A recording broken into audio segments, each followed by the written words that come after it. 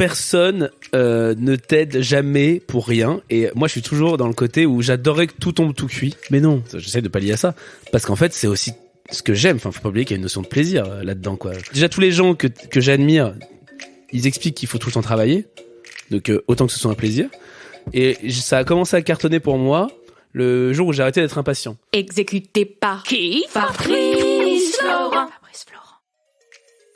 Bonjour, bonsoir, bon après-midi à tous et bienvenue dans ce nouvel épisode d'Histoire de succès.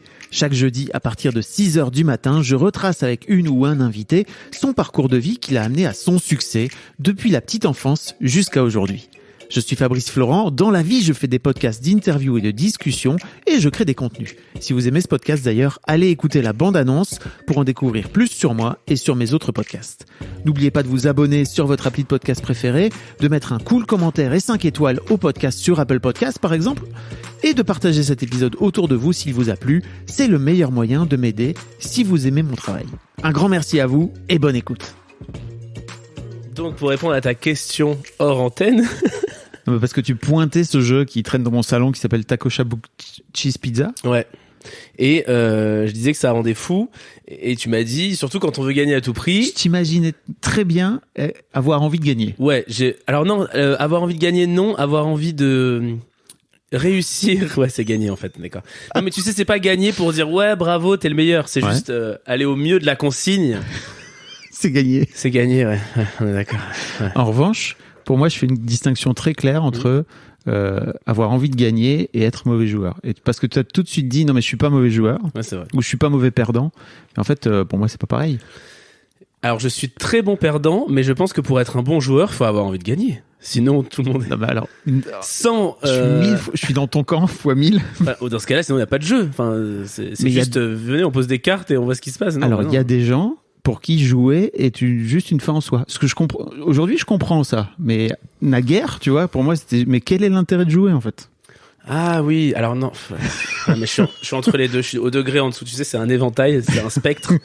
Et je suis pas genre je joue pour gagner. Je joue parce que j'ai envie de gagner, voilà. Mais je suis pas non plus jouer pour le plaisir de jouer, mais un peu des deux, quoi. Après, il y a des gens, comme par exemple, je vais la citer, je m'en fous, je la... Allez, ça balance. Voilà. Installé. Comme Sophie-Marie Laroui. Sophie-Marie Laroui. Est-ce que tu as déjà joué à un jeu de société avec Sophie-Marie Laroui ou à un jeu tout court? Non. Sophie triche. Mais de façon... maladive. C'est pas maladive, c'est juste en fait pour elle ça fait partie du jeu et donc elle triche, mais elle triche ouvertement, elle triche pas elle triche pas en soum quoi. Ah, bon, bah, c'est vraiment elle flingue le jeu et donc putain. J'ai une conscience il y a peu de temps, puisque maintenant quand je triche, parce que des fois les gens voient pas que je prends 2 cartes, le dune, des choses comme ça. Tu triches aussi alors? Et bah tu vas voir que non, je suis désolé en fait, c'est-à-dire que je le fais, mon côté un peu reptilien, un peu enfant, prends les 2 cartes, personne n'a vu, je peux vraiment gagner. Et je me dis mais à quoi bon? À vaincre sans péril, on triomphe sans gloire. Et je pense que j'ai cette phrase de daron et je fais par contre avec le recul c'est encore plus nul, je fais par contre en fait je suis désolé, j'avais pris 2 cartes donc non me comptez pas pour ce tour. Comme si. Et limite les gens font ah bien Alex, alors que jusqu'à la base j'avais juste pas à tricher quoi. Est-ce que de ce fait là t'as rendu les cartes pour que les gens te disent bravo Alex, c'est bien? Non, mais ça fait toujours plaisir. Mais je suis d'accord que c'est nul d'être récompensé pour dire j'ai pas tué cette personne, vous avez vu? Bravo Alex. Bravo, merci. Merci, je voulais juste qu'on m'aime et qu'on me regarde encore un peu. Allez, maintenant on peut jouer. Non, les jeux j'adore et gagner, pas gagner. Moi je déteste, c'est expliquer les règles quoi. C'est quand les gens connaissent pas les règles et qu'il faut les expliquer. Il y a des gens qui sont très forts pour ça. Ah, j'adore écouter et je les intègre assez rapidement, mais souvent c'est moi le maître du jeu. Ah oui. C'est moi qui ai acheté les jeux et c'est moi qui dis alors vous êtes sous l'eau et vous devez. Alors que ça a quand même raconté une histoire pour moi et c'est quand même vachement près de ton métier. Ouais, t'as raison. Là, en plus, tu m'as séché. Non mais je sais pas. Alex parti. Vraiment le pire animateur de podcast, le gars. Au bout de 3 minutes, il fait partir les gens. Non. En plus, je me vexe pas. Mais t'as tout à fait raison. Il faudrait que je le prenne comme un récit. En plus, tu utilises le maître du jeu. Et pour moi, dans ma tête, les maîtres du jeu, c'est les conteurs des histoires, surtout dans les jeux de rôle et tout, quoi. Tu vois, tu feras un très bon maître de jeu, de rôle. Merci. J'adorerais. Alors, tu sais que c'est mon rêve secret de geek qui n'a pas été réalisé. C'est de jouer un jeu de rôle. J'en ai même parlé à Pénélope Bagieux qui fait La Bonne Auberge et j'ai dit mais invite-moi. Donc je pense qu'à force d'insister, j'y arriverai. J'adorerais. Je pense que je serais comme un enfant. Je serais ah ouais. Ah génial, et on a le droit de dire ça, on a le droit de faire ça. Est-ce que tu jouais quand t'étais gamin? Non, du tout. Ah oui. En fait, j'ai jamais trouvé les amis pour. Mais t'étais geek quand t'étais môme? J'étais ouais, et puis toujours un peu. En mode Donjons et Dragons et tout. J'adorerais ça, tu vois, Donjons et Dragons. Je louchais aussi sur les cartes Magic l'Assemblée. Mais on va dire que ça n'est pas arrivé jusqu'à moi. Je n'ai pas eu la communauté d'amis, je n'ai pas eu mes potes de Stranger Things. Ah ouais? Donc imagine Will, mais seul, avec une coupe au bol. J'ai pas la rêve de Stranger Things, Ah ouais. mais je crois que voilà. Will seul qui dit oh Pokémon c'est bien aussi.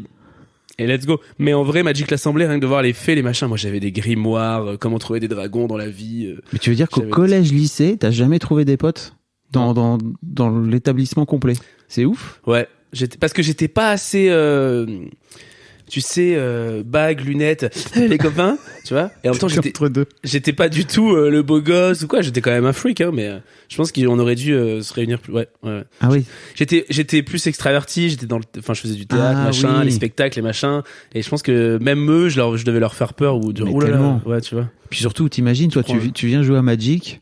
Et d'un coup d'un seul, c'est toi qui prends toute la lumière, alors qu'eux ils sont là. Vas-y, viens, nous on joue entre nous. C'est ça, ouais. Puis tu fais trop de bruit, Alex. Puis tout a une raison, donc faut pas le faire.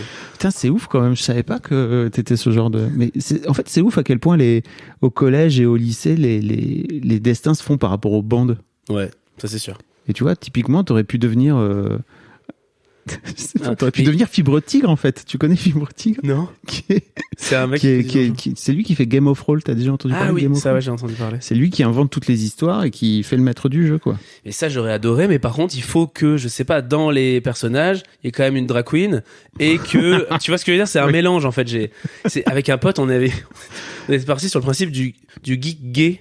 C'est qu'en gros, tu vas au gibus, mais t'oublies pas de faire monter le pouvoir lunaire de ton elfe.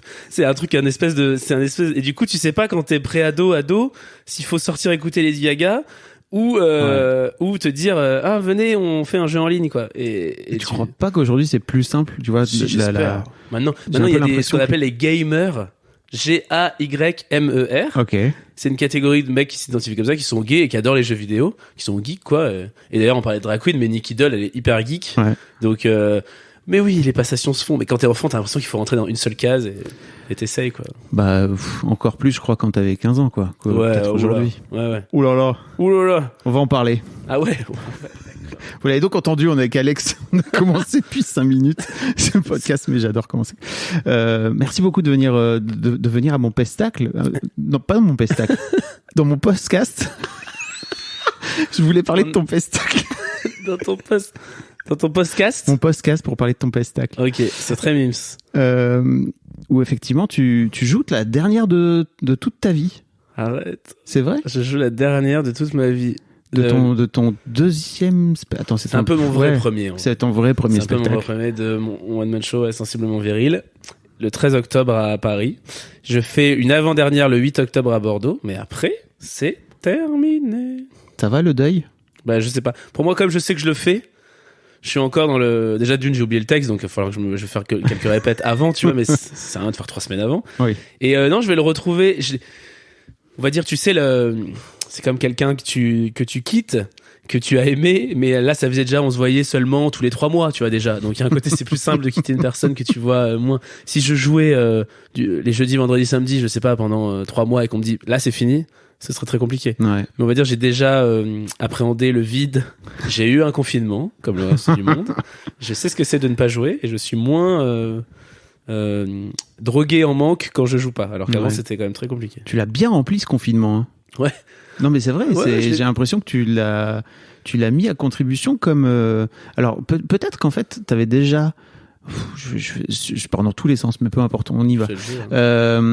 T'avais déjà pris l'habitude de créer des vidéos, etc., de produire des vidéos, on va en parler, mais à low cost et tout, vraiment dans ta chambre. Et je trouve que là, il y avait vraiment ce truc de bon bah maintenant, vas-y, t'es tout seul et t'as juste la caméra et vas-y quoi. Ah mais c'est sûr. Moi je l'ai bien vécu comme on peut bien vivre un confinement. Oui. Mais en tout cas, l'enfermement, tout ça, moi j'étais un ado qui avait le droit d'être un ado, qui avait juste ses costumes, ses idées et sa chambre, quoi. Donc j'étais hyper heureux. Moi des fois même je déplore le fait d'avoir une vie un peu active ou d'avoir des amis.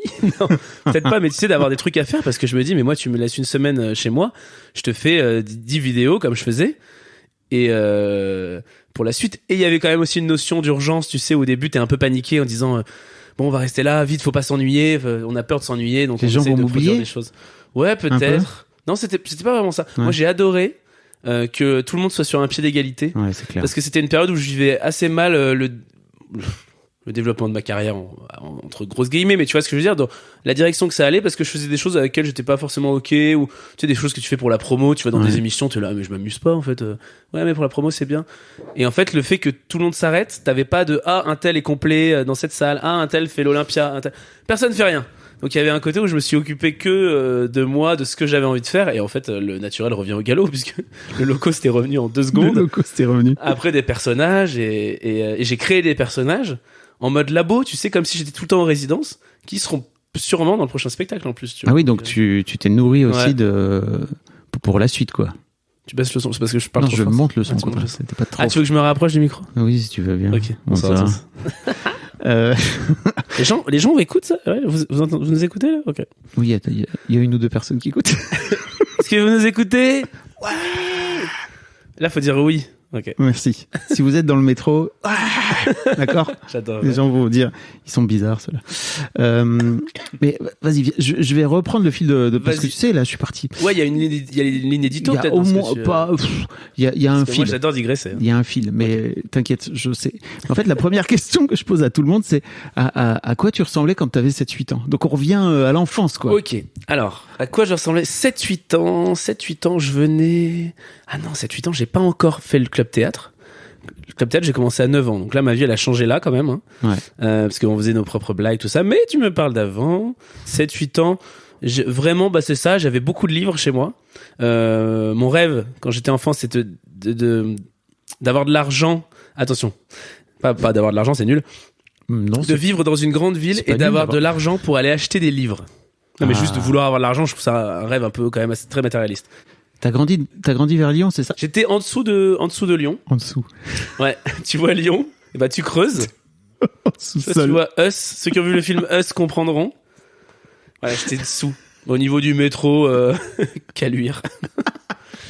Petite rêve si vous habitez à Lyon. Ouais. En dessous de Lyon, il y a Vienne, et en dessous de Vienne, il y a Roussillon. À ne pas confondre avec le Roussillon, les carrières d'Ocre, le petit village bucolique et magnifique. Non, moi c'est Roussillon, c'est une ville, une commune qui a des usines de traitement de déchets et qui est ma foi super bien pour grandir. J'étais là-bas, j'étais très heureux. Et du coup, ouais, j'étais très imaginatif, j'avais des Playmobil, plus Team Playmobil que Lego. Parce que les Playmobil c'est les histoires et les Lego c'est la construction quand même. Ok. Et des livres, pas mal des livres, mais des livres, tu sais les grosses sagas d'Heroic Fantasy quoi. Pas Seigneur des Anneaux parce que je trouvais ça trop adulte. Mais tu sais, les Artemis Fowl, les Harry Potter évidemment, Chronique du bout du monde, c'était des gros bouquins comme ça. Et moi, tu pouvais me laisser une après-midi dans une librairie et je rêvais devant les... Et après, je repartais avec 2 livres à chaque fois. Et ça, et... Ouais, c'est ça. Et assez dans mon... Il y avait déjà du low cost, hein, en vrai. Hein. Je faisais déjà du bricole avec du carton. Ah ouais? Ouais, je gardais tous les pots de yaourt que je demandais à mon père de me laver. Je me disais, ça va me servir. Et des fois, j'en faisais des sculptures à la con, des machins. Ok. Mais je voulais des trucs pour, tu sais, de la bidouille, de la bricole. Pour raconter, tu t'en servais avec tes Playmobil, c'est ça? Ah ouais, je faisais des décors à mes Playmobil. C'est trop mignon, j'adore cette discussion. Je faisais des décors à mes Playmobil et une fois, j'ai fait une cheminée calendrier de l'Avent où j'avais mis mais je devais être plus grand là quand même. Ouais, j'avais mis une lampe torche derrière le feu. Et j'avais enregistré du papier d'alu qui créait pour tu sais sur un magnétophone et du coup je mettais play et ça faisait waouh. Ils disaient venez voir, mes parents venaient, ouais d'accord, super. Et je me cachais derrière la cheminée, je faisais bouger le feu par derrière. Et voilà. Trop mimes. Et j'avais 8 ans, j'avais une meilleure amie, Laura, que j'ai toujours d'ailleurs. Et voilà, je pense que j'étais pas méga entouré quoi. Ok. Un peu, t'as des frères et sœurs? Ouais, j'ai un grand frère, mais on s'est jamais vraiment bien entendu dans le sens où on se détestait pas, mais on est vraiment trop différents, quoi. Ok. Mais plus grand? Plus grand. Non, 2 ans et demi. Ah ouais, ok. Mais vraiment, ah ouais, non, vraiment, non. Non, mais nos parents ont tout fait pour, tu vois, c'est pas, sans nous obliger ou quoi, mais vraiment, on était aux antipodes l'un de l'autre, hein. Ok. Ouais. Encore aujourd'hui, c'est... Aujourd'hui, on est en train il commence à revenir. Ouais. Il commence à C'est vraiment étonnant comment les relations entre frères et sœurs peuvent s'épanouir différemment à l'âge adulte, quoi. Bah, dans mon spectacle qui date d'il y a 5 ans quand même, je dis que mon frère est pas hyper ok avec le fait que je sois avec un mec, ce qui est un peu inspiré de la vie réelle. Donc du coup, il y a eu un petit schisme quand même, je te cache pas, de 6 ans là. Mais là, tu vois, il y a un côté où c'est ouf, l'amour inconditionnel que j'ai pour lui, quoi. C'est vraiment, c'est mon grand frère. Donc c'est même dangereux des fois parce que tu t'es dit bah attends mais là c'est pas ok ce qu'il dit ou quoi. Ouais mais c'est mon grand frère. Donc on est en train de composer maintenant qu'on est 2 adultes. Et content de hâte et content de voir ce qui se passe, ce qui va se passer, quoi. C'est trop intéressant. Ouais. Et c'est un vrai truc d'adulte, hein, n'empêche, de faire des compromis avec des gens avec qui t'es pas d'accord. J'allais te dire, c'est que pour moi, il y a un truc qui s'est passé post-Covid. C'est que j'ai l'impression que sur les réseaux, on parlait beaucoup des discussions compliquées pendant les fêtes de repas de Noël, etc. Avant ça. Et en fait, j'ai l'impression que post-Covid, tout le monde s'est dit, OK, en fait, on va juste faire la trêve et on va faire en sorte de composer un peu mieux. Exactement. Avec ce qui nous va pas, avec le tonton raciste, le machin, et d'aller plus, de faire ce qui nous rapproche. Peut-être l'humanité, finalement, qui nous relie tous. Ça vous avait manqué. Mais c'est un délire de composer, de te mettre d'accord sur le fait que t'es pas d'accord sur certains points. Et de mettre ça sous la table, c'est qu'à le dire, du repas de famille, pour une journée. Après, tu vis tout le temps avec cette personne. Non, il y a des points qu'il faut voir, mais là, je me suis dit, ok, d'une, je comprends mes parents, je comprends le reste de ma famille, et de 2, ça veut pas dire que j'accepte, enfin, il est plus homophobe du tout, il y a pas de... Quoique... Non, mais en tout cas, voilà, il y a des choses où on travaille, mais j'accepte pas qu'on manque de respect, ça, on en est là quand même. Mais c'est dingue, je me suis dit, d'accord, en fait, là, j'ai mis un pied dans le... Je te dis ça date d'il y a 2 mois, hein. Ouais. Donc, truc d'adulte, quoi. Bravo. Je sais pas. En fait, je sais pas. Moi aussi. Ouais? Ok. Merci. Enfin, je trouve, hein. Non, mais déjà, c'est dur de le faire pour soi. Et en fait, tu le fais. Je crois que, j'imagine que tu te roules pas dessus en le faisant. Tu y vas aussi parce qu'en fait. Ouais, t'as quelque chose à en tirer. C'est ça, je pense qu'on est un peu en, c'est comme 2 loups qui auraient été un grandi dans un cirque, un dans la forêt. Tu vois le film? Il est fort. Et ils sont là, ouais, mais on est quand même 2 frères loups, quoi. Donc, ok, on va un peu se mordre, mais en même temps, on a peut-être envie de se revoir. Ouais. Ah, c'est cool. C'est ça. Non, mais c'est chouette. Comment se passe ton collège? De quoi tu racontes? En fait, t'es un geek Alors, non. Si. Bah, à mon collège, j'ai toujours ma meilleure amie. T'es un geek renfrogné. Putain, c'est triste. J'imaginais on se connaît depuis un petit moment. Je t'imaginais pas geek, en fait. Ah ouais? Non, pour moi, t'étais le populaire. Non, du tout. Non. Ok. Non, j'étais le chelou, mais le chelou parce que je parlais fort et que je répondais tu sais, à ceux qui faisaient leur mascu en classe. J'avais toujours la petite phrase pour les tailler. Donc, du coup, je ressemblais à rien parce que eux, ils étaient déjà tous plus grands, ils avaient eu leur puberté. Moi, je pense que j'étais une espèce de petite créature. Mais tu voyais que dans mes yeux que j'étais irresponsable et totalement, tu sais, quand tu t'en fous des conséquences. Ça m'énerve de perdre les mots, ça, je suis une vieille personne. Quand tu t'en fous des conséquences, je dirais... Tu vois, c'est un truc en 4 syllabes. Non. Bon, si vous l'avez, dites-le, mais je l'entendrai pas, mais... Bon, bref. Et peut-être inconséquent ou quoi, et que du coup, ils savaient qu'ils avaient ils avaient pas la main mise sur moi, on n'avait pas la honte au même endroit de toute façon, donc... Et du coup, j'étais un peu fou. J'avais le club théâtre où vraiment ça prenait de l'ampleur, où j'avais une pote du club théâtre, tout ça. Donc vraiment, ça me gênait pas de parler en public ou de faire des blagues. Le club théâtre, ça t'a vraiment boosté, tu disais, à partir de 9 ans? J'étais pas timide avant, mais j'ai enfin trouvé un lieu où je pouvais vraiment faire ce que je faisais dans ma chambre, devant d'autres gens. et avec d'autres gens qui partagent le même truc, quoi. Donc il y a un côté un peu où tu te retrouves, tu commences à un peu te rencontrer, quoi, et te dire, c'est génial, c'est possible, c'est légal de faire tout ça, quoi. Est-ce que t'es tombé avec une prof ou un prof qui s'est dit, ok, le petit Alex, là, je crois qu'il ira loin? Alors non, bizarrement, non, j'avais un prof, mais j'aimais bien ce côté un peu désintéressé. J'avais un prof qui était conteur professionnel, Olivier Ponceau, et Bruno, qui était aussi son prof, qui lui bossait pas mal. C'était dans un centre social, donc c'était presque plus un moyen d'avoir des jeunes et de faire un lien social que du théâtre, voici votre texte, repartez. Oui. Mais ça m'allait très bien parce que nous, on voulait créer des blagues, quoi. Enfin, faire des impros, ce qu'on appelait des impros qu'après on fixait, tout ça. Donc, il y a eu des gens comme ça. Il y a eu une prof de français, c'est toujours les profs de français. Oui. Une prof de français au collège, une prof de français au lycée, où vraiment, à un moment, la prof de français au lycée, je faisais club cinéma d'animation, déjà, c'est pour te dire, avec elle. Et elle avait dit, non, mais de toute façon, Alex, oui, il fera des grandes choses. Et j'étais en mode, waouh, je connais cette personne depuis 4 mois et elle vient de me booster à vie. Et elle sera dans ma liste de remerciements de quelconque récompense que je recevrai un jour. Mais non, le prof de théâtre, c'était assez cool. C'est ça qui était bien, c'est qu'il n'y avait pas de... En fait, il y avait y avait pas un de spectacle pression. de fin d'année, mais voilà, en fait, pas de pression, il y avait rien de professionnalisant, c'est ce qui fait que c'était génial, quoi. Mais t'as pas eu une sorte de Pygmalion ou alors c'est venu plus tard? Oh là là, c'est compliqué. Là, on va mettre le doigt sur un truc compliqué parce que, en fait, j'ai eu un espèce de Pygmalion, mais avec qui ça s'est très mal passé. C'est devenu très toxique, quoi. C'est le problème des Pygmalions, tu Oui. vois, le côté. Et du coup, ça a été quand même 6 ans. Mais là, je te parle c'est plus récent.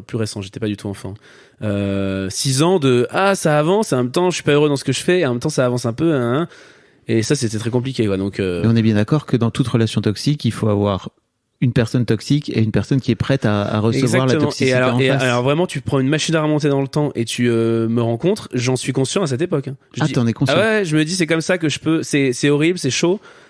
C'était pas trop grave, toute proportion gardée. Mais je me dis il faut que je serre les dents là-dessus parce que ça va m'aider. Si là tout s'arrête, j'ai plus rien. Mais c'était pour mon métier d'humoriste et tout. Donc Ouais. là, on est sur un truc un peu plus récent. Est-ce que t'as vu Whiplash? Ouais. Bah pour moi c'est ça. Ouais, C'est-à-dire qu'en gros il y a un gamin qui est un jeune et qui veut devenir une légende, tu vois. Et en face de lui il y a un prof qui dit en fait si tu veux devenir une légende, Exactement. voilà le prix à payer. Alors que je suis persuadé qu'il y a plein d'autres manières. Et c'est ça qui me butait. Sans aucun doute. Qui m'a buté pendant des années, c'est qu'en fait ça a appuyé sur le cliquet de oui je veux être humoriste, tout en sachant que je n'avais aucune conscience de ce qui pouvait les autres méthodes puisqu'il n'y a pas d'école pour ça. Enfin maintenant il y en a, tu vois, mais du coup c'était compliqué. On va pas passer une heure là-dessus, je te le dis tout de suite, mais Ok. en tout cas avant Pygmalion, des gens qui ont cru en moi, ces profs là, c'est intéressant. Les amis, non même pas. Enfin c'est pas qu'ils croient pas en moi les amis, mais c'est que je crois que je croyais assez en moi en fait. Ok. Ouais, là-dessus. En fait, je me suis toujours dit. Là, on avance un peu dans le temps, donc peut-être que ça pète ton fil. Non pas du tout. Vas-y je te suis aussi. Il y a- C'est une danse tu sais finalement. Allons-y. c'est- C'est pour ça qu'on fait du chat depuis tout à l'heure. Peut-être s'asseoir, mais c'est fatigant. Sans musique en plus, c'est un peu glauque. Oui. Je me suis donné plus ou moins 1 an pour avoir un début d'embryon de quelque chose quand j'étais à Lyon. J'étais à la fac, en art du spectacle. Et en fait, mais dès très jeune, hein, je voyais, tu sais, des fois des vidéos de comédiens qui disent je suis comédien, j'arrive à Paris, machin. Et je me disais, mais je peux pas être cette personne, attendre qu'on m'appelle. On m'appellera jamais, en fait. Personne me connaît. Donc en fait, déjà, c'était établi que soit j'allais avoir un métier, un vrai métier, qu'on prend mes guillemets, Un vrai métier. un vrai métier, qui était de quand bureau. même, ouais, enfin, qui était quand même dans la publicité. Je voulais réaliser des clips, Ouais. mais je voulais avoir un truc un peu, d'où le cinéma d'animation aussi, ça m'intéressait beaucoup. Tout ce qui était un peu création visuelle, tu vois, ça j'aimais beaucoup. Donc j'ai failli faire une école de pub ou une école d'art appliqué, des choses comme ça. J'étais pas assez appliqué, hein, spoiler alert. Hein. Clairement pas.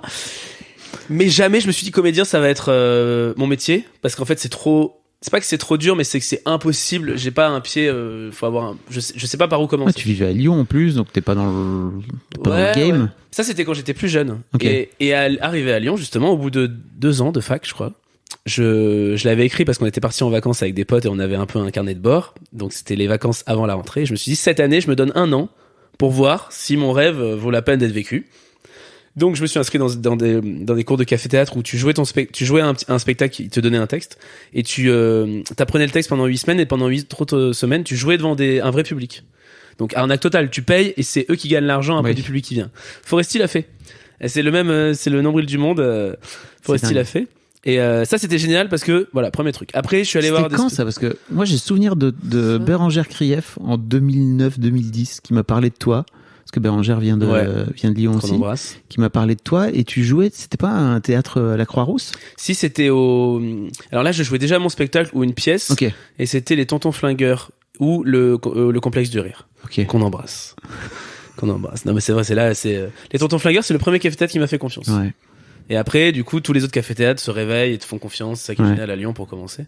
Et je me suis donné 1 an, et c'est là où j'ai rencontré un type qui lui avait envie d'écrire, et moi j'avais envie de jouer, je me sentais pas d'écrire, donc on a commencé à travailler un premier sketch, il y avait un concours d'humour, j'ai fait le concours, j'ai gagné, on était 3, dont un clown, hein, donc vraiment il y avait pas de... Et... ouais. Et C'est génial. Non mais ça t'amène là où t'es aujourd'hui, c'est ça. Et qui est canon. ouais, C'est vraiment ça. Et le prix, de ce concours, c'était une date du spectacle en entier au fameux complexe du rire qui font les mardis découvertes, qu'ils le font encore. Parce qu'à Lyon, faut savoir que tu joues rapidement ton heure en entière. Elle est peut-être moins bien que des 5 minutes qui tabassent à Paris, mais à Lyon, tu commences, t'as ton heure en entier. Il y a pas assez de plateau pour vivre, en tout cas, de faire connaître tout ça, quoi, avec 5 minutes. Il y a pas mal de théâtres, hein, ceci dit, à Lyon. Il y a plein de cafés-théâtres, c'est super. Mais ils programment. Ouais. Donc, c'est genre, 20h, tu joues ton spectacle. Tu as pas, il y a très peu de plateaux, quoi. Mais ça a peut-être changé, je parle peut-être comme un vieux, parce que ça fait longtemps que j'y suis pas allé, donc. Il y a eu des nouveaux cafés-théâtres, tout ça, mais il y a une super tradition de café-théâtre. Et à Lyon, en plus, quand tu fais un café-théâtre, tu peux en faire un autre, puis un autre, puis un autre. C'est comme si là, tu faisais un mois, je sais pas, un mois au Palais des Glaces, et puis t'enchaînes après, c'est des grosses salles, mais un mois à Trianon, un mois, tu fais ça comme ça. Donc ça, c'était bien, et donc du coup, il a fallu se mettre au travail pour avoir l'heure en entière, et c'est comme ça que ça a avancé, avec des bons ou des moins bons côtés, mais c'est le jeu, quoi, c'est le travail qui rentre, comme on dit, quoi. Quand est-ce que tu décides de venir à Paris ?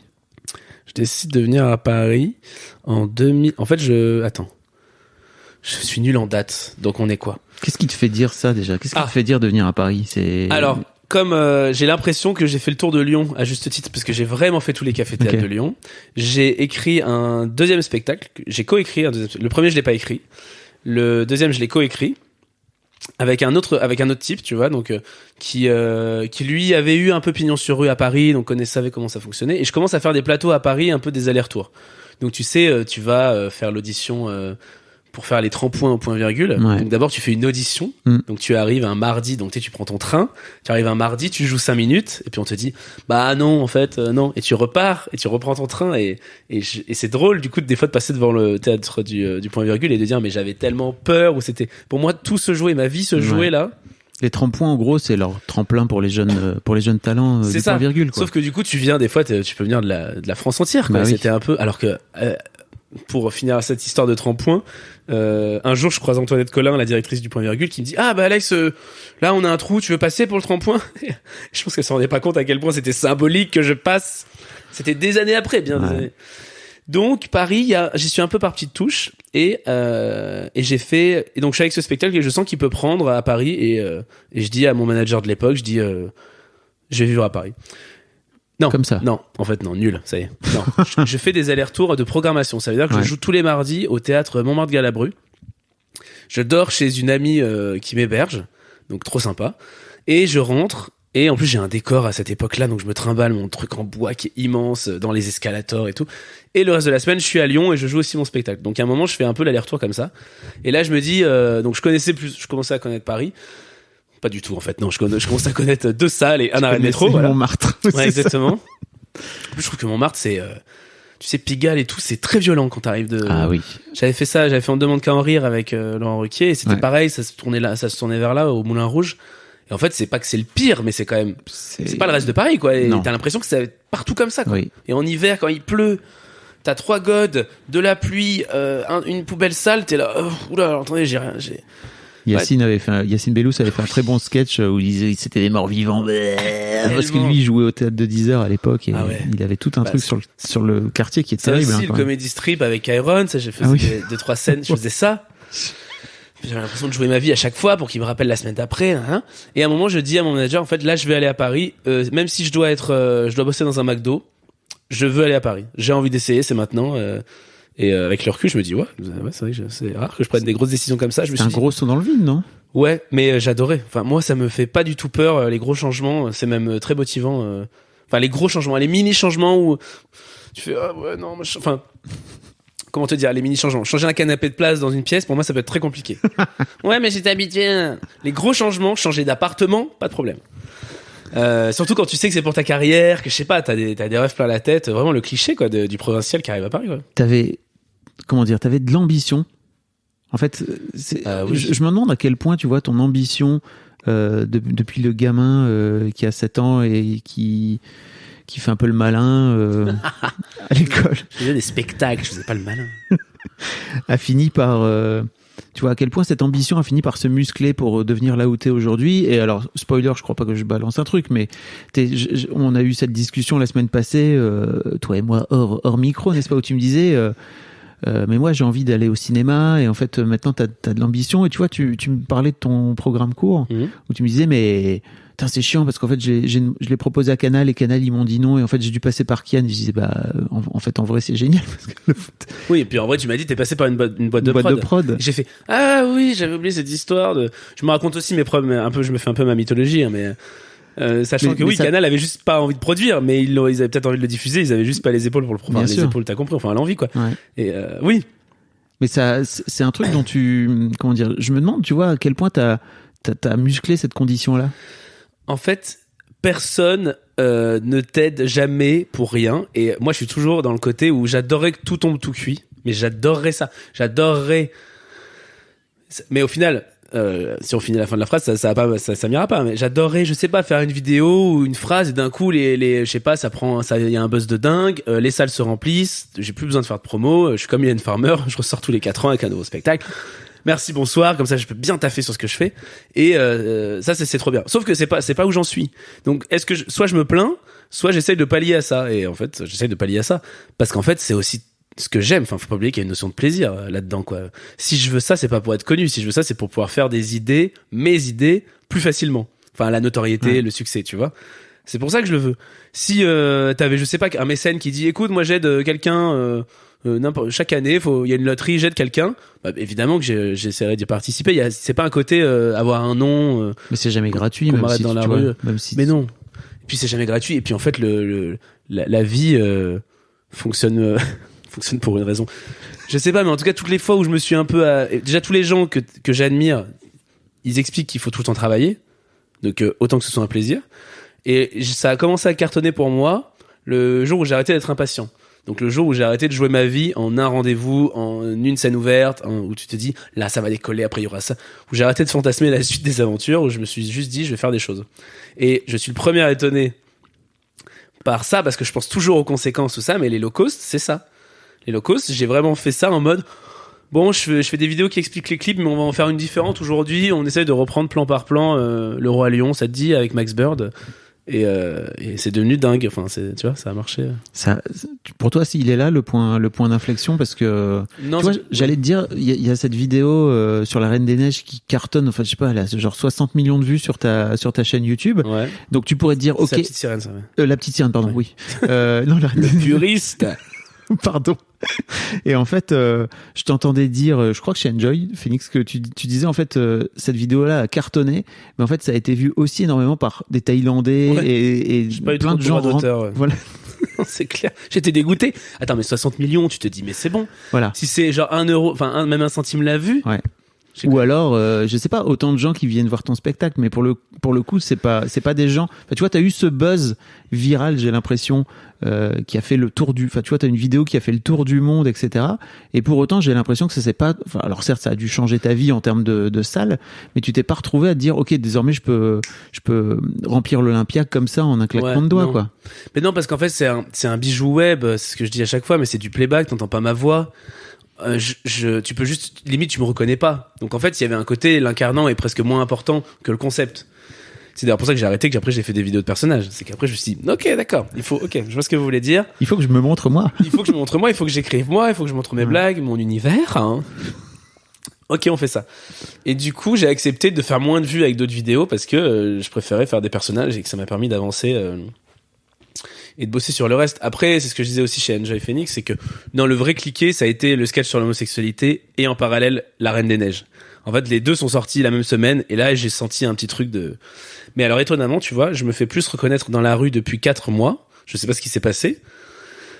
Peut-être encore vous, peut-être... Je pense que c'est ça, plus ça, plus ça, plus ça, plus ça. Et tant mieux, parce que je suis peut-être pas un mec qui buzz et après tu fais « Ouah, machin ouais. ». Mais en tout cas, tu vois, les sketchs montreux, maintenant il y en a 4...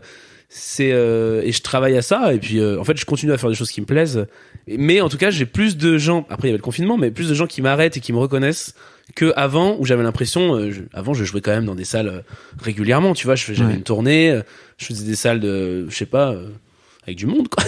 Non, mais même à Paris des programmations longues et ça m'arrivait moins, alors que là tu vois t'es même passé à la télé, enfin t'es même téloche, la petite lucarne. Tu veux qu'on en parle de ce moment de ton moment chez Quotidien? Ah non, d'abord t'as fait On ne demande qu'à en rire, mais... Ouais, mais ça c'est pareil, c'était des débuts, j'écrivais pas mes textes, je regrette rien, mais sur 5 émissions, j'en regrette 3 quand même, tu vois. Tu te dis non, en vrai, mal armé. J'étais pas bien armé pour. Mais pareil, quotidien, tu fais ça et en fait, ça s'arrête au bout de quelques mois, c'est ça? Ouais, 4 mois, ouais. Ouais. Ouais, mais pareil. Alors, en fait, quotidien, c'est un peu. C'est très étrange parce que quotidien, j'ai adoré faire ça. Si je devais faire une chronique, c'était ma chronique de rêve, expliquer les publicités et les refaire un peu en low cost. Je peux pas faire. En fait, c'est que je peux pas faire mieux. C'est-à-dire que maintenant, ça m'intéresse plus trop de faire des chroniques, ou alors ce serait des billets d'humeur, France Inter peut-être. Mais La guise, tu nous dis. la chronique, ouais, mais même, enfin, ouais, je sais pas en fait, parce que dès qu'il faut que je rende quelque chose de manière régulière, genre un devoir, ça me plaît pas trop. C'est plus dur. C'est plus dur et je suis pas une machine à inspiration. C'est-à-dire que je peux avoir beaucoup d'inspiration en 3 semaines et puis rien pendant 6 mois. Et je crois que c'est comme ça que je fonctionne. Et du coup, dès que tu me donnes un devoir ou un rythme, ah non, mais même aller à la salle de sport, des fois je change les jours ou j'en annule parce que si je sais que tous les lundis je vais là-bas, machin, c'est terminé. Ça te fait peur cette routine? Ah ouais, puis en fait ça m'ennuie. Okay. Ça m'ennuie. C'est pour ça que décidément ce Corona. Ça m'ennuie terriblement et en plus ça me rend pas heureux et c'est pour ça que si je fais des blagues et que j'écris tout le temps des trucs différents et que je fais des idées différentes, jouer mon spectacle tout le temps c'est pas un problème parce que ça fait partie du travail. Ouais. C'est même un plaisir, tu l'améliores quoi. Faire une chronique que d'ailleurs t'as même pas le temps d'améliorer parce que tu l'as fait puis tu la jettes le lendemain et puis elle appartient au reste du monde parce qu'elle a été filmée. Pareil, j'étais quand même mieux armé. J'avais Thomas Morion qui m'aidait en coécriture, mais qui était à Londres, donc c'était compliqué de savoir. Je pense que j'aurais dû arriver avec je sais pas, quelqu'un qui est avec moi tout le temps et on écrit. Mais pareil, ça s'est fait aussi super vite. C'est Vincent de Dienne qui a parlé de moi. Après, moi, entre-temps, j'avais envoyé une petite lettre à Laurent Bon de chez Quotidien. Il est venu me voir. Vas-y, on teste. Tu fais un test avant la fin de l'année. Et je pensais pas que ça allait me prendre autant de travail. Et alors, petit ego aussi, faut pas oublier. J'étais persuadé que ça allait couler, que j'allais écrire mes trucs et que ça allait marcher, en fait. J'étais peut-être un peu trop sûr de moi. C'était 2018, hein, ouais, c'est ça? 2018. Ouais. J'étais en mode, oui, bah voilà, je vais faire une chronique comme ça et non, Alex, ça prend pas trop, faudrait plutôt faire un autre axe. Ok, les publicités, ok, ça a bien marché. Tout en sachant que c'est une émission qui devenait de plus en plus d'actualité. Et c'est là où en fait il y a eu la séparation. C'est qu'en fait ils m'ont dit on aimerait que tu fasses un truc sur l'actu. Et en fait c'est pas ce que j'aime faire. J'ai dit bah non, je vais pas faire des trucs sur l'actu. Et la preuve après c'est Thomas VDB qui lui faisait l'actu de Thomas VDB. Donc à côté tu pouvais pas faire plus actu et Thomas VDB que l'actu de Thomas VDB.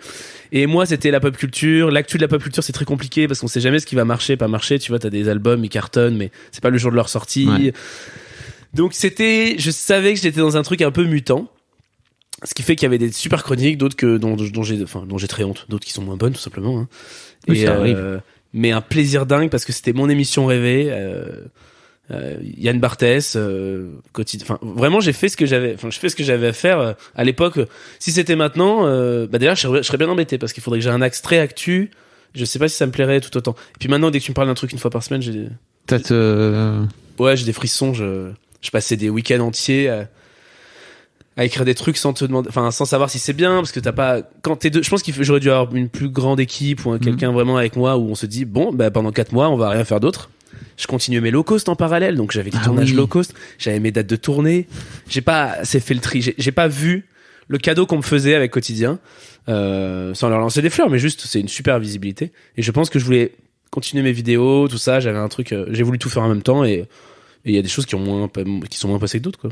C'est le jeu, hein.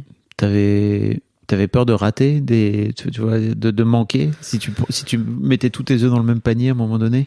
Non, je crois que c'est un peu, la programmation était là, donc il fallait que je l'honore. Et le planning des vidéos low cost avec ma réal, Léa Rouault, était aussi établi. Et je crois que Léa elle était force de proposition et j'étais un peu en mode, je me sentais pas trop d'annuler ça. Okay.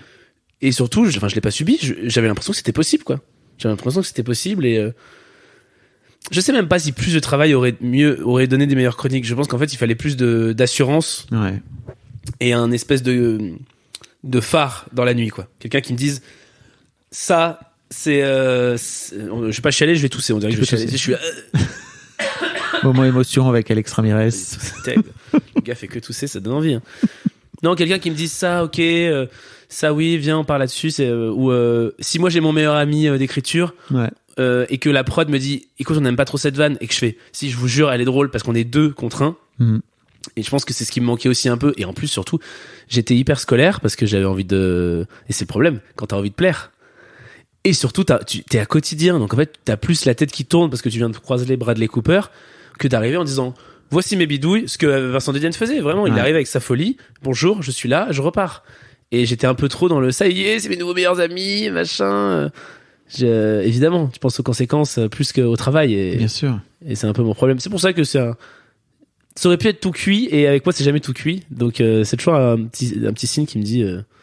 Continue de travailler. T'étais pas au bon endroit, tu crois, à ce moment-là, ou alors c'était pas le bon moment pour toi? J'étais pas au même dans ma tête, non, j'étais pas au bon endroit. Non. Ouais. Non. Trop tôt, je sais pas, mais j'ai dû passer. Il fallait que je passe par là pour comme dire. Ok. Redescends. Et ça m'a surtout montré que j'avais envie de faire de la fiction en fait. Et ce qui me plaisait plus, c'était les magnétos. Et c'était pas être à une table et dire alors les trottinettes compliquées cette semaine. Il y en a qui le font très bien. Et en fait, je me suis juste dit maintenant, ça sera série. J'ai commencé à écrire ma série, ce sera à format court, tu vois.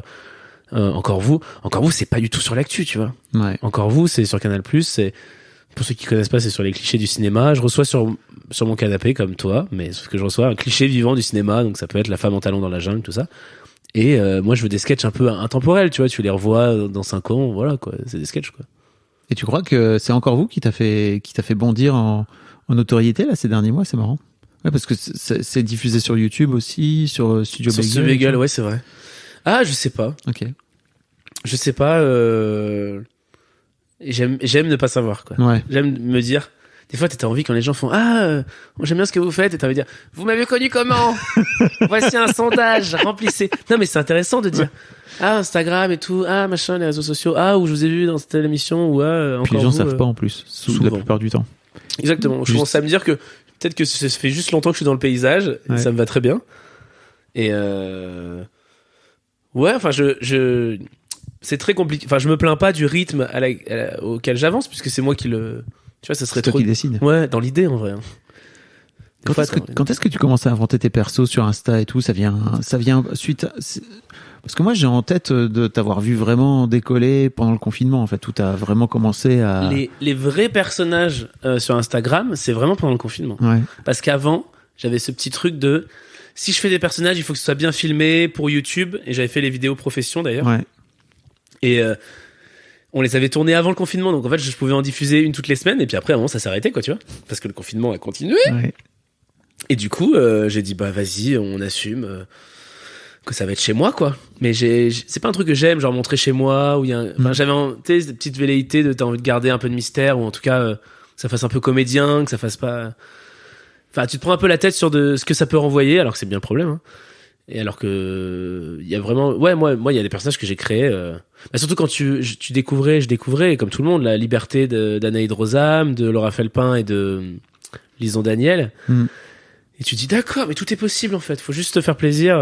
Et moi j'avais vraiment des personnages que j'avais envie de faire, ça partait d'une phrase et je dis vas-y, et puis en plus tu peux faire le montage que tu veux, enfin c'est c'est toi qui décides. Exactement. Ouais. Mais c'est un peu une souffrance de jouer seul, hein, parce que là pour le coup t'es seul, hein. Enfin t'es face à tu vois Laura qui pète des câbles, tu sais, quand elle rate ses phrases et tout. Moi je suis un peu des fois en train de parler tout seul, et puis des fois tu vois que je retourne dans ma tête, puisque de toute façon j'ai pas de vrai public, donc tu sais, comme quand tu parles à voix haute chez toi et que des fois tu parles dans ta tête puis voix haute, tu sais pas ce qui est dehors, tu vois ce qui est dehors et dedans. Mais on a de l'extérieur, je trouve en plus que tu joues tellement bien qu'on a l'impression que t'as un public en face de toi, parce que t'interpelles régulièrement des gens. Enfin, tu vois, j'ai en tête cette vidéo, le pâtissier là qui m'avait fait je crois au tout début du confinement, en fait, où t'as commencé à faire ça. Alors, on va faire le pâtissier qui veut faire des crêpes avec ses gamins. Avec ses gamins qui sont derrière et qui passent leur temps à se faire interrompre, etc. Et en fait, mais c'est ouf parce que tu fais ça en un plan séquence ou quasi quoi. Non, en vrai, c'est cuté. C'est cuté de ouf. C'est cuté. Ah, peut-être pas celui-là. Lui, je l'avais peut-être répété un peu. Non, faut répéter. Mais c'est presque mieux. En fait, moi, souvent, comme je suis un peu flemmard, on y revient. T'improvises. J'écris pas, voilà. J'écris pas tous mes textes. Et du coup, surtout ceux-là. Pas tous, mais quand j'ai 3 vannes écrites, je dis, vas-y, je peux partir en impro. Et donc, du coup, des fois, tu dis, putain, ça serait plus drôle, ça. Bon, attends, je refais. Tu penses un peu, t'es et le réalisateur et l'acteur. Et c'est un peu le problème. Et des fois, quand tu sais où tu vas, tac, tac, tac, tac, tac, et t'as la rythmique. Et donc là, oui, tu peux, c'est du conditionnement, mais c'est comme un comédien qui va te faire croire qu'il va mourir ou que, voilà. Bah, c'est du conditionnement. T'imagines 2 gamins qui sont au bout, et quand tu parles, attends, c'est fini, je peux continuer de parler avec Fabrice ou comment ça se passe? Parce que, oui, bah, c'est à vous. Et bah, vous fermez la porte et calmez. J'entends, hein. Oui, dis-moi. Et en fait, Mais non, mais ils ont pas leur truc, là. Les Kinder, c'est pas l'heure, donc commencez pas. Bon. Mais puis, après, tu joues des personnages qui ont strictement rien à voir avec toi. Alors, j'imagine que, Ouais. tu vois, quand tu fais la directrice de centre aéré, t'as des trucs est-ce que tu peux aller me chercher les trucs dans la camionnette? Je sais même plus, tu vois, mais les trucs dans la camionnette, Dans le minibus. dans le minibus. Mais on l'a tous entendu. J'étais Les moi-même cerceaux dans le minibus, mais Les j'ai cerceaux. mais j'ai mon BAFA. Mais moi aussi, j'ai eu mon BAFA, Mais mais moi tu vois, aussi. mais d'où ça sort? Ça vient, en fait, moi, ça vient D'où tu te souviens de ça? Ah, du minibus? Oui. Mais parce D'où que- tu l'as observé, tu vois, Ah, mais pour le ça- ressortir. Mais parce que tu fais appel à des choses qui sont surtout ça. C'était mon métier pendant plusieurs années, donc enfin juste les vacances, tu vois, mais vraiment pendant plusieurs années, T'as été animateur BAFA. j'étais animateur. Ouais. Putain, mais ça m'étonne Animateur. tellement En pas. colo et en centre. Mais t'as dû tellement être le meilleur animateur. Je crois. Je crois que j'étais, t'étais le préféré de toutes les filles déjà, j'étais de base. Déjà, ouais, de Je base, vois oui, exactement. exactement. Et en l'animateur même que temps, t'étais. j'ai tellement appris. Parce que tu peux pas. En fait, c'est ça qui était trop bien, c'est que les enfants, oui, ils sont fans de toi, surtout en colo, parce qu'ils ont pas leurs parents. Il y a vraiment ce côté comme ça. Et je trouve j'ai jamais misé là-dessus, et tu peux pas miser juste salut, charismatique, il se passe rien. Et puis surtout, j'étais un gosse encore dans ma tête, j'avais 18 ans. Donc j'étais assez en forme pour être avec eux, et moi en fait c'était un plaisir. Enfin j'adorais ça, même avec des tranches d'âge plus petites, tu vois. Souvent j'avais les préados en colo, ça j'aimais Ouais, bien. les préados, je suis sûr que t'étais l'animateur qui lançait des chorés. Oui, ça. Et tu sais, l'animateur qui est pas trop ringue, donc il Ouais. connaît ce qui se passe encore Bien en sûr. radio, et il écoute la même radio que toi quand t'es préado, donc Ouais.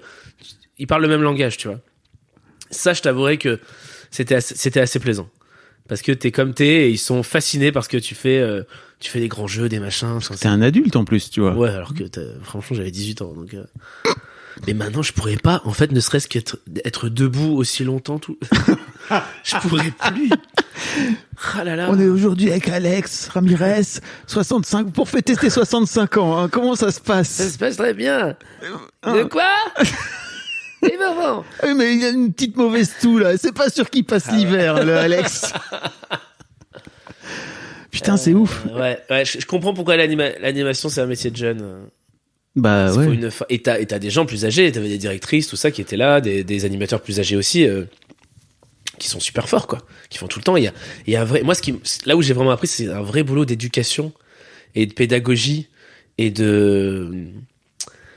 enfin ça m'a fait grandir en un été. C'était, tu sais, en plus quand tu pars en colo en août, c'est souvent les familles d'accueil qui ferment et les foyers qui ferment. Ah, ok. Donc quand tu pars en colo, c'est souvent ces enfants-là. Donc en fait, ils ont de base un problème, mais pas eux. La vie leur a donné un petit truc derrière la tête, taquet. un petit taquet derrière la tête. Donc de base, c'est chaud et quand on apprend un peu plus et tout, tu te dis ok, bon en fait à 18 ans, j'ai pas vécu un tiers de ce qu'ils ont vécu. Donc tu te retiens de chialer et tu te dis waouh, la vie c'est pas qu'une tartine de barbe à papa. Très bien, ok. Et Ça t'a fait grandir. ça m'a fait humblement grandir. Ouais, en vrai, t'es là. Ok, bon. Ouais, non, c'est chaud.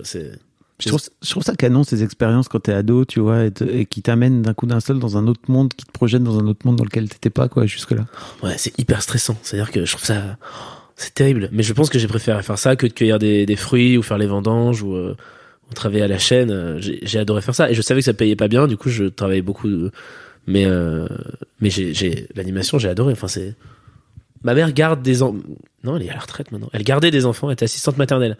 Donc en fait, j'avais quand même toujours 2-3 gamins à la maison. Donc j'avais mon mini apprentissage. C'est-à-dire que même quand j'avais 8 ans, j'avais des enfants de 2-3 ans qui venaient chez moi, quoi, tu vois. Donc je leur faisais des spectacles. J'imagine tellement. Tu veux aller au cinéma maintenant? Je veux aller au cinéma.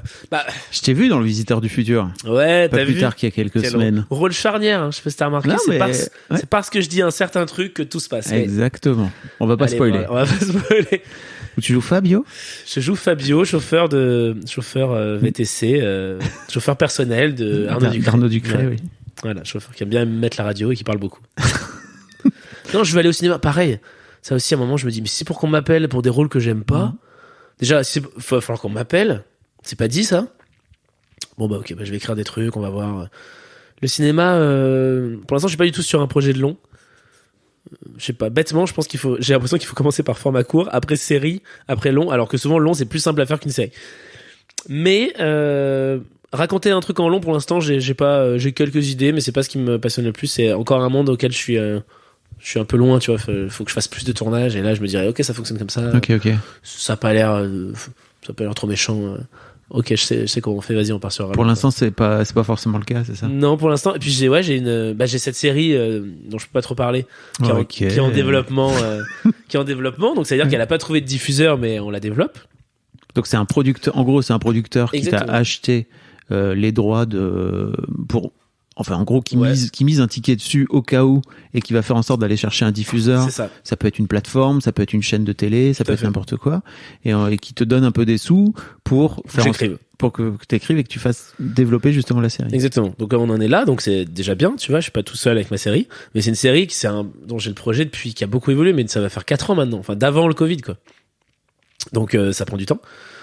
Et Encore vous, j'en ai pas encore fini avec Encore vous. Encore vous. Bah je sais pas, je pense à la suite, d'Encore vous. Bah ouais, tout n'a pas été raconté, évidemment. Oui. Sûr que... Sur le cinéma. Ah bah sur le cinéma et les clichés. Bah de toute façon, on a pris un truc qui est un peu infini, donc. Oui, c'est clair. Je pense que là, on est à 15 épisodes. Minimum, faut que je fasse 60 quand même. Ah ouais, ok. Non, peut-être pas. 30. 30 c'est bien, j'en refais 15, on voit où on en est. Et puis après, on passe à un autre cap, je sais pas, on fait un téléfilm, on voit. Ah ouais. Ouais, non mais voilà. De toute façon, je pense que dans ce taf, faut faire des trucs. Hein. Ouais. Faut avoir les idées et l'énergie. Mais tu vois, tu passes de monter sur scène, quoi. Ouais. À écrire des séries. Enfin, tu vois, déjà, c'est un pont que plein d'humoristes font pas, quoi. En fait, c'est un pont parce que j'ai envie de jouer dans une série et on n'est jamais aussi bien série que par soi-même. C'est que j'écris une série pour jouer dedans. Donc là, on est là. Ok, les go, comment ça se passe? Ça se passe très bien. Merci. Non, c'est surtout que j'ai envie de jouer dans la série de mes rêves et que c'est un rôle qu'on pourra pas me trouver parce qu'on me connaît pas assez et personne se dit ok Alex, j'ai analysé tout ce qu'il est, je vais lui écrire ça et ça parlera de ça et tout. Si un jour, enfin tu vois, il y a des moi j'adore me plier à des visions de metteurs en scène, mais quand tu mets le pied dans le one man show, tu fais un peu ce que tu veux quand tu veux. J'ai une metteuse en scène, mais c'est un peu moi le seul maître à bord. Donc en fait c'est très compliqué de... Tu vois, je ferais pas un rôle qui me plaît moyen au cinéma. Ouais. Parce que je verrais pas l'intérêt. J'ai mon spectacle. Enfin, tu vois, je suis pas avide de cinéma pour à tout prix, quoi. Voilà. Mais tu vois là, j'ai joué dans un film de Jonathan Barré qui va sortir fin mars, un rôle complètement what the fuck. Jonathan Barré qui est complètement barré. Le réalisateur du Palmacho, n'est-ce pas? C'est ça. Ouais. C'est avec aussi le Palmacho et Laure Calamy. Voilà. Puis je parlerai là. Je sais pas si je peux dire plus, mais en tout cas, mon rôle est complètement what the fuck. Et là, j'ai dit, ok, je l'aurais jamais pu l'imaginer. Sa vision elle est dingue, vas-y on y va, ça me fait rire et d'ailleurs c'était une chouette rencontre donc là ouais. Mais donc du coup en fait c'est un peu de, je savais qu'on m'appellerait tout le temps pour des séries ou des trucs, peut-être que j'écrirais pas. Tout comme je sais pas, si mes salles étaient remplies un an à l'avance, peut-être que je chercherais pas mes personnages sur Instagram, je ferais pas des, et du coup ça me, enfin yes. tout a une raison. Enfin, tout a une raison. Ça fait un peu... Le mec, il est très... Depuis tout à l'heure, j'arrête pas de dire ça. La vie a une raison. N'importe quoi. Non, mais c'est qu'en gros, je fais de mes je sais pas, de mes cailloux un escalier. Je crois que ce sera l'intro. Je fais de mes cailloux un escalier. Ouais, putain. Exactement. Non, mais c'est une phrase forte. Non, mais en gros, ce que tu es en train de dire, c'est que tout ce que tu fais, même de façon un peu anodine au départ, quand tu commences à te lancer dans des personnages et tout, ouais. J'imagine qu'il y a aussi un côté, j'ai du temps à perdre, c'est le confinement, et finalement, c'est aussi une plateforme, c'est aussi peut-être, mais ça, j'imagine que tu le fais au fil de l'eau, tu t'en rends compte peut-être au fil de l'eau, où tu te dis, en fait, ces personnages-là, je peux venir les mettre sur scène maintenant, quoi. Il y a des personnages, tu vois, j'ai fait plein de persos, il y en a, ils ont survécu qu'une vidéo, et il y en a que je fais revenir Jean-Yves Siro, le médium. Tu dis, ok, lui, je le tiens. En fait, lui, il peut faire ce qu'il veut, Pour expliquer aux gens, Jean-Yves Siro, le médium, c'est un médium un peu en colère, quoi. Écoutez. Oui, j'adore. De toute façon, c'est pas que je suis un médium, en fait, c'est que, je vais vous dire, si vous êtes Capricorne ou Poisson, c'est la même chose. Donc, commencez pas, ouais, c'est fort, alors baissez le micro. Ça, c'est des signes qui n'existent pas. On vous a enflé le crâne dès la naissance. Capricorne, Poisson, ça n'existe pas. Donc, tout ça, il y a table basse, il y a ricochet, ça oui, ça on parle le même langage. Après voilà, si vous n'êtes pas heureux chez vous, vous serez pas heureux dehors, autant rester chez vous et puis voilà. Merci de m'avoir écouté, bonne soirée. Ouais, il est un peu bourru, il est toujours... Mais ça vient, tu sais, des médiums 100% voyance, la chaîne où des fois ils sont, je vois un voyage, non? Eh bah si. Bon bah si. Et je trouve ce manque de respect total et ouais. Le mec sait, c'est-à-dire qu'il est médium, tu vois. Il est médium. Il sait et en même temps, il a une mauvaise foi totale. C'est toujours énervé. Enfin, et il parle mal aux gens. Non, vous avez pas trouvé l'amour. De toute façon, voilà, j'ai pas de photo de vous, mais je sens une énergie un peu, voilà, un peu ric-rac, quoi. Vous êtes un peu dans vos trucs, dans vos carcans, donc voilà, cherchez pas. Hein. Bonne journée. Tu vas vraiment faire tes persos. Tu vas reprendre tes persos sur scène alors. Jean-Yves va. Spoiler. Jean-Yves va revenir. Putain, ouais. Mais pas en tant qu'une consultation anodine de quel est votre message, parce que ça, je peux le faire sur Instagram. Oui. Et je trouve que le spectacle, c'est un peu. Pour moi, le spectacle, c'est la version la plus évoluée. Après, il y aura peut-être la série. Mais pour l'instant, en tout cas, de toutes mes vidéos, de tout mon contenu qui sort, c'est mon bébé, c'est la version, c'est le Pokémon version ultime, quoi. Ouais. Le spectacle, c'est là où je sais pourquoi je dis chaque mot, quoi. Mais en plus, je me dis, ça doit être trop cool d'avoir inventé ce personnage, de voir les gens qui font ha ha ha, de mettre des emojis pleurs de rire et tout. Et en fait, de te pointer sur scène et de faire les 3 premiers mots et d'avoir tous les gens qui vont exploser. Parce qu'en fait, ce personnage finit par devenir emblématique, n'est-ce pas, du Alex Ramirez Universe. J'aimerais bien. C'est ça, je crée ma mythologie. Je sais pas s'il est aussi connu. Et ah ouais? Ouais. Il y a aussi un personnage que j'aime beaucoup qui est le directeur de centre culturel. Ah oui. Bonsoir, voilà. Et en fait, au début, on voulait le mettre au début, tu vois, en mode accueil, en mode les gens vont dire yes et tout. Et on s'est dit, en fait, il y a peut-être plein de gens qui connaissent pas. Et on veut pas essayer de miser le rire sur le succès, surfer sur un truc. Donc en fait, si ce gars est là, il faut quand même l'introduire, expliquer pourquoi. Et pourquoi d'ailleurs je fais ce gars? Parce que sur scène, pour moi, il faut que tout ait une raison, tu vois. Sur Insta, j'ai un peu, oui. Tu peux poster les vidéos une par une. Tu peux poster, il y a pas de. Mais pourquoi tu fais un présentateur? Non, il est comédien, il fait des personnages. Même si au début je me prenais un peu la tête pour ça, mais sur scène j'ai l'impression qu'il faut un fil conducteur. Enfin, en tout cas, moi j'aime bien ça. Et je ferai pas d'un coup un mec qui sort de nulle part. Donc plaisir d'écouter les rires sur ces personnages, mais un peu peur qu'il y en ait moins, peur qu'il y en ait pas. Peut-être que c'est des personnages très instagrammables. Mais en tout cas, je vais les écrire pour la scène. Donc oui, ici ils ont des vannes scènes, des vannes textes, quoi. Mais intéressant de voir ce qu'ils vont faire. Mais Jean-Yves, j'ai mis très longtemps, j'ai hésité à le faire parce que j'avais pas envie de le mettre derrière une table, à parler comme ça. Et en fait, il est plus proche de moi que ce que je veux bien dire. Mais vous en savez ça. Pour avoir vu Laura Felpin sur scène, j'imagine que tu l'as vu, où elle reprend notamment son sketch de la Duchesse qui écrit une lettre, quoi, tu vois. Ça marche à merveille, quoi. Ça marche à merveille. Ça marche très bien sur Instagram. Je suis d'accord. Et ça marche aussi sur scène, quoi. Donc, ça marche bien, mais t'as vu, le texte est adapté. Elle dit qu'elle joue dans une salle, qu'elle doit aller. Voilà. En fait, c'est ça. Donc oui, je suis d'accord. Faut juste savoir sur quel médium on s'exprime. Médium. Écoutez, j'y peux rien. Moi, je dis médium, j'arrive. Non, mais oui, médium. Bien joué. Écoutez. Écoute Alex, merci beaucoup. Oh là là. Et est-ce qu'il y a un truc dont t'aurais aimé parler dans cette interview sur lequel je t'ai pas amené? Franchement, non. J'étais très. J'ai bien aimé là où tu m'as emmené. Vraiment, il y a pas de. Non, j'ai trouvé ça très bien. Écoute, qu'est-ce que je te dis? Écoutez, c'est très bien. Voilà, j'ai pas non plus fait un néo là. Vous êtes quel signe, vous? Moi, je suis Scorpion. Scorpion. Alors Scorpion, je vais vous dire de toute façon. Scorpion, ils disent que c'est un signe de feu, c'est pas du tout ça. C'est métal. Vous êtes métallique, donc tout ce qui est aimant, vous devez éviter à tout prix, sinon ça va vous porter malheur. Voilà. Merci Alex pour cette consultation express. Merci Jean-Yves. Merci Jean-Yves, pardon. Oh, putain, j'ai parlé pas aux bonnes personnes. Jean-Yves Siro. Merci Fab, trop bien. Merci Alex, c'était très cool. RDV donc sur scène. RDV Casino de Paris. On the CDP, Casino de Paris, ouais.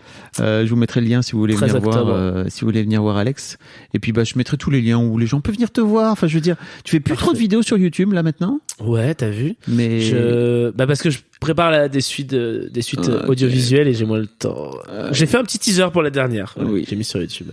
Mais ouais, non. Je suis désolé, mais je reviendrai. Il y a des trucs ne t'excuse pas. C'est vrai, pardon. C'est pas vrai, je reviendrai pas. Si, je reviens. Enfin, faut voir. Si je reviens sur YouTube, c'est avec des beaux trucs et les personnages, pareil, c'est quand j'aurai plus le temps. Ok. Merci Alex, c'était cool. Salut. Merci beaucoup pour votre écoute. Avant de nous quitter, si vous avez aimé ce podcast et cet épisode, merci de lui mettre un commentaire sur Apple Podcasts et 5 étoiles de préférence. C'est le meilleur moyen de le faire connaître. Vous pouvez faire comme Macha Chose qui a écrit: comme toujours avec les podcasts de Fab Florent, on a l'impression d'être une petite souris. Les invités sont intéressants, tout comme leur parcours de vie. On rit, on s'interroge, on apprend, et on apprend aussi sur soi. Merci Fab, tes podcasts sont inspirants. Merci beaucoup, ça fait plaisir. Et si vous voulez faire comme elle, vous vous rendez sur Apple Podcasts et vous cherchez Histoire de succès directement dans votre appli ou sur votre ordinateur. Merci beaucoup à vous et rendez-vous jeudi matin à la même heure à partir de 6h du matin dans votre appli de podcast pour un nouvel épisode d'Histoire de succès.